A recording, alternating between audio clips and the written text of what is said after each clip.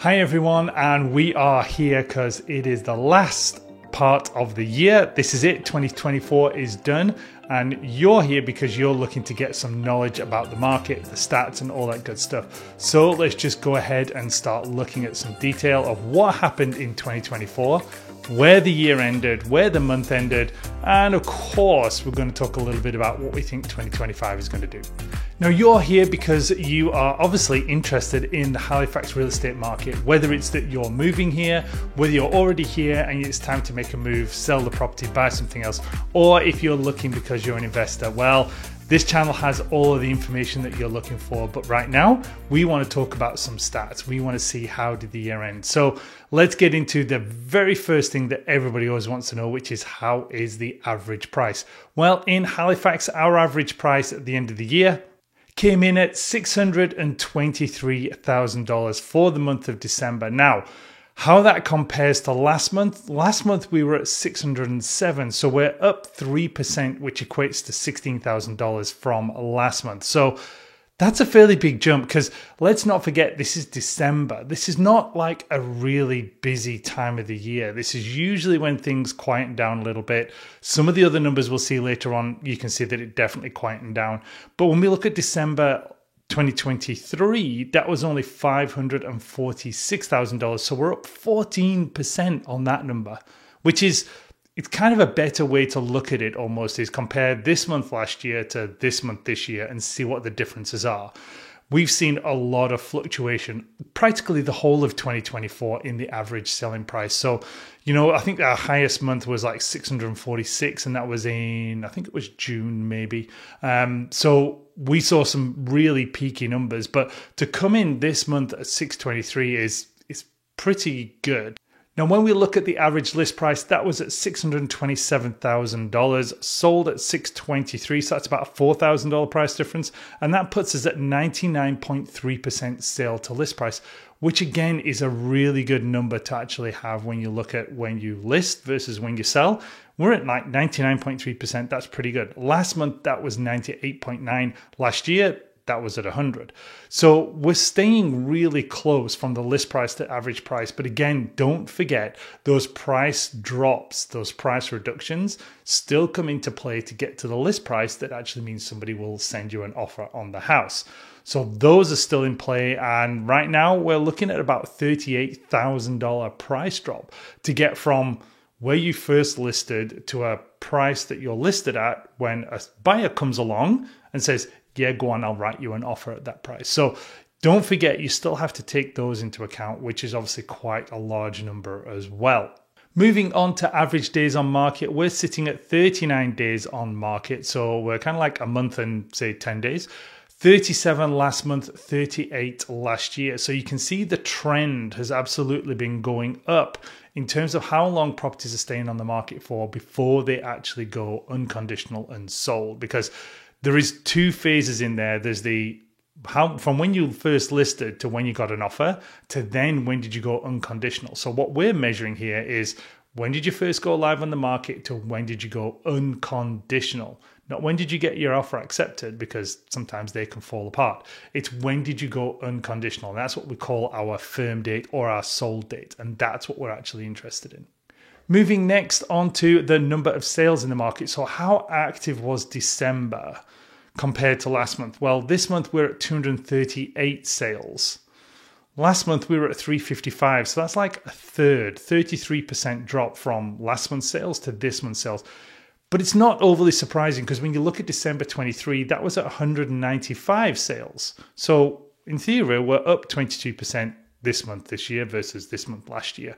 And again, that's where you kind of bring in that seasonality. So obviously November was quite a heavy month on the number of sales, but December definitely dropped off down to like 238. Now, also interesting as well, when we look at the number of new listings that came to the market this month, December, that was only 186 new listings got put on the market. Last month, that was 373.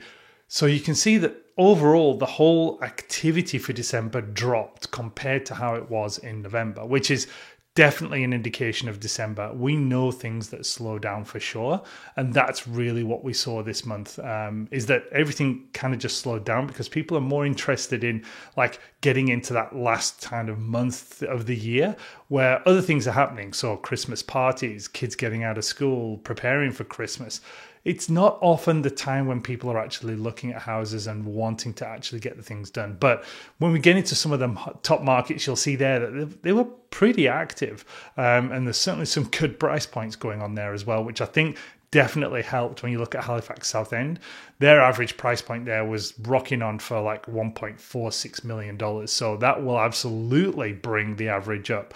So again, it's another one of those markets, and there was 2 or 3 houses in that Southend market over $3 million that actually sold as well. So that brought the average up. So that could explain some of the reason why this month we actually went up quite a lot in average sale price.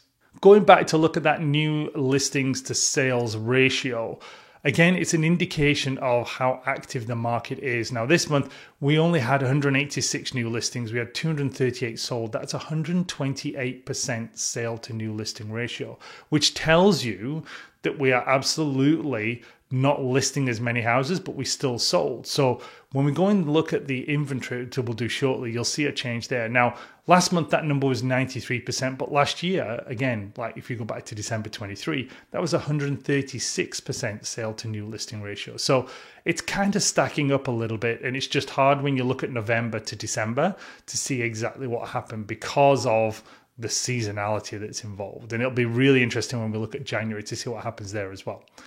Moving on to our inventory, we're at 2.7 months now because 640 homes are actually active for sale right now. And last month, that was 752. So we've reduced some of the inventory by 15%. Last year, that was 623. So 623, 640 this year. Again, December this year, December last year, you can see there's a really common theme going on with the seasonality in the Halifax market that is now back and is going to be a factor next year as well. So we are 2.7 months, 2.1 months last month. So we've definitely added some inventory, but 3.2 last year. So we're actually doing better than last year for sure in terms of the inventory that we've got on the market right now. I want to talk a little bit about the volume and how 2024 shaped up compared to 23, 22, and 21, because we know that 23 was down quite a lot in terms of the amount of activity that happened in the Halifax market, because we were coming off such a high of 21 and 22 that 23 was going to be a little bit less. Well, this year, we're actually showing that we are up 11% on last year's number of 2023. We're looking at around about 4,200 houses that are sold in the whole of 2024. So being up on 2023 shows that 2024 was definitely a little bit of a better year. Like 10%, you're talking roughly 400 homes. And this is in the whole of HRM. So pretty big area as well. But also I wanted to look at some of the highest price houses because there's definitely been some mortgage changes recently to do with the CMHC insurance on properties that are over $1 million. That's now jumped up to being more like over $1.5 million.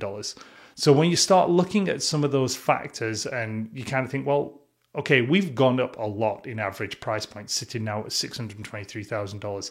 That's quite a big average price point for the whole of HRM.